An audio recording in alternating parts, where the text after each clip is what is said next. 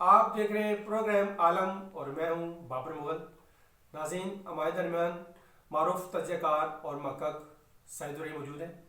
آئیں ان سے آج بات کرتے ہیں سپریم کورٹ کا جو آج فیصلہ آیا ہے. رائے بیسیکلی ڈیٹیل فیصلہ تو نہیں آیا کہ سینٹ کے جو مطلب کا الیکشن ہے 3 تاریخ کو وہ خفیہ رائے دیں یا اوپن کرائیں. اس حوالے سے سپریم کورٹ کے فیصلے کے حوالے سے ان سے رائے لیتے ہیں کہ یہ اس فیصلے کو یہ اس رائے کو کیا کہتے ہیں. السلام علیکم رائے صاحب. وعلیکم السلام ورحمۃ اللہ. رائے صاحب آج سپریم کورٹ کا فیصلہ آ گیا ہے اور انہوں نے سپریم کورٹ نے سینٹ کے الیکشن جو ہے نا وہ آئین کے مطابق کرانے کا فیصلہ کیا ہے اور خفیہ رائے دہی ہی کے ذریعے کرانے کا فیصلہ کیا ہے. یہ ذرا لامحالہ حکومت نے ریفرنس دائر کیا تھا اور سپریم کورٹ نے اس پہ اپنی رائے دی ہے. ابھی ڈیٹیل فیصلہ آنا ہے. تو اس فیصلے کو آپ کس تناظر سے دیکھتے ہیں اور دوسرا اس فیصلے سے کیا شفافیت ممکن ہو سکے گی جو کرپشن کے جو نعرے لگ رہے ہیں. جی یہ بیسیکلی حکومت نے جو ریفرنس دیا تھا اس کا مقصد ہی تھا کہ الیکشن میں شفافیت ہو اور ہارس ٹریڈنگ نہ ہو. اسی لیے وہ اوپن کے لیے انہوں نے وہ کیا تھا. ایک آرڈیننس بھی بنایا تھا جس کو مشروط کیا تھا اس فیصلے کے ساتھ. نیچرلی اس فیصلہ آنے کے بعد وہ آرڈیننس تو ختم ہو گیا. سپریم کورٹ نے یہی کہا ہے کہ آئین میں جو لکھا ہوا ہے کہ یہ الیکشن خفیہ ہوں گے تو یہ خفیہ ہونے چاہیے. لیکن انہوں نے ایک مزیدار بات یہ ساتھ کر دی ہے, تشریح کر دی ہے کہ یہ خفیہ جو ہے ایبسلیوٹ نہیں ہے, پرماننٹ قیامت تک نہیں ہے. تو الیکشن کمیشن چاہے تو اس خفیہ کو دیکھ سکتی ہے اور اس کے لیے انہوں نے کہا کہ یہ اب اس کے ووٹ میں ٹیکنالوجی کا استعمال کریں, سیریل نمبر لگا ہو یا کوئی اور طریقہ ہو, پتہ ہو کہ ووٹ کس نے ڈالا ہے الیکشن کمیشن, تاکہ وہ شفافیت چیک ہو سکے. تو یہ ایک حکومت کی اس سلسلے میں سمجھتا ہوں بہت بڑی کامیابی ہے. لوگ یہ بڑی باتیں کریں گے لیکن الیکشن کمیشن یہ سپریم کورٹ کی اس رائے کو نظر انداز نہیں کر سکتا. میں سمجھتا ہوں اگر اس کو نظر انداز کرتا ہے تو پھر الیکشن اسی طرح ہوں گے جو سن 70 میں ہوتے تھے. پھر تو ہارس ٹریڈنگ ہوگی, پھر اس کا فائدہ کیا ہے اس ایکسرسائز کا. تو یہ بہت بڑا فیصلہ آیا ہے. میں سمجھتا ہوں کہ اس کی قدر کرنی چاہیے. تو حکومت کی ایک لحاظ سے اس میں جیت ہوئی ہے کہ شفافیت کو چیک ہو سکے گا, چیک ہو سکے گا کہ یہ ووٹ کدھر گیا ہے, کس کا تھا. تو اس لیے سے اس میں حکومت کی کامیابی ہے. لیکن میں اس میں میرا ایک اور نظریہ ہے. میں سمجھتا ہوں یہ ریفرنس اس طرح نہیں ہونا چاہیے تھا. میں ایک دوسری بات کرنے لگا ہوں کہ کیا, کیونکہ انہوں نے کہا ہے کہ یہ آئین کے مطابق ہونا چاہیے اور وہ جو قانون بنے ہوئے ہیں اس کے مطابق نہیں ہونا. سپریم کورٹ نے بھی قانون کے مطابق نہیں, آئین کے مطابق. تو کیا یہ الیکشن, اب میرا بڑا سوال ہے آپ سے, کیونکہ میں سمجھتا ہوں کہ یہ سوال وہاں نہیں اٹھایا گیا. اگر اٹھایا گیا تو اس پر غور کیوں نہیں کیا گیا. وہ سوال یہ ہے کہ کیا سپریم سینٹ کے الیکشن آئین کے مطابق ہیں. میں سمجھتا ہوں یہ آئین کے مطابق نہیں ہے. یہ پوائنٹ آنا چاہیے تھا اور اس ہاں میرا پوائنٹ ہے, یس یہ آنا چاہیے تھا کیونکہ قرارداد مقاصد جو سب سے آئین کی ماں ہے, آئینی کا, اس میں لکھا ہوا ہے چوزن ریپرزینٹیٹیوز آف پیپل. حکومت کے لوگوں کے نمائندے ہوں گے چنے ہوئے. تو لوگوں کے نمائندے چنے ہوئے لوور ہاؤس میں, پارلیمنٹ میں لوگ چنتے ہیں نا, اس میں کچھ تو سینٹ میں بھی لوگوں کو چننا چاہیے. 2 اصول تو نہیں ہو سکتے نا. یو کانٹ ہیو ایک اصول ایک کے لیے, دوسرا اصول دوسرے کے لیے. امریکہ میں یہ 2 اصول تھے. جب وہاں کرپشن ہوئی, ہارس ٹریڈنگ ہوئی, جب امریکہ میں ہارس ٹریڈنگ ہوئی, اس طرح ان کے 2 اصول تھے. سینٹ کے ممبر ایسے ہی چنتے تھے. تو انہوں نے بعد میں سینٹ کے بھی لوگوں سے ڈائریکٹ چننے شروع کر دیے. تو ہماری قرارداد مقاصد میں جب لکھا ہوا ہے کہ چوزن ریپرزینٹیٹیو آف دا پیپل, لوگ نمائندے چنیں گے, اور لوور ہاؤس میں لوگ چنتے ہیں, تو سینٹ میں بھی لوگوں کو چننا چاہیے.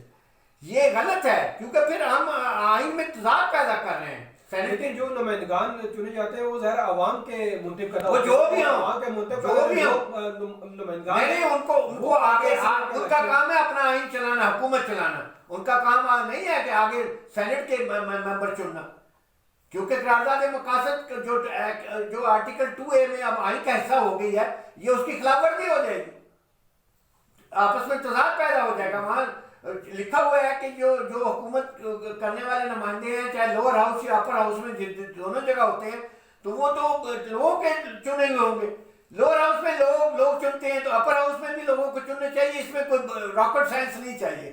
میرا خیال ہے یہ بات صحیح طریقے سے پیش نہیں کی گئی یا سپریم کورٹ کو یہ کیس اس طرح پیش کسی وقت ہوگا. دیکھیں قتل کے کیس کتنے قتل کے بارے میں قانون بنے, قتل ختم ہو گیا.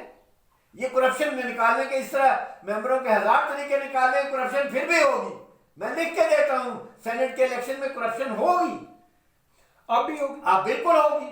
بیکاز آپ کے ساتھ جو پارٹیاں دوسری ہیں وہ تو آپ کی پابند نہیں ہے, وہ کسی کو ووٹ دے سکتی ہیں. فرض کا ایم کیو ایم گورنمنٹ کے ساتھ ہے, ایم کیو ایم اگر پی پی پی کو ووٹ دے دے تو آپ اس کو پابندی نہیں لگا سکتے. اب وہ کس طرح دیتی ہے, کیا لین دین ہوتا ہے, یہ بندہ جانے اللہ جانے.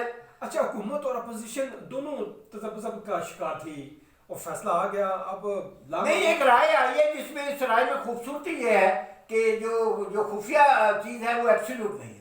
تو اب یہ الیکشن کمیشن پابند ہوگا کہ وہ الیکشن کراتے وقت ان پر کسی ٹیکنالوجی کا رکھے. وہ تو سپریم کورٹ نے بھی الیکشن, ہاں, تاکہ شفافیت آئے.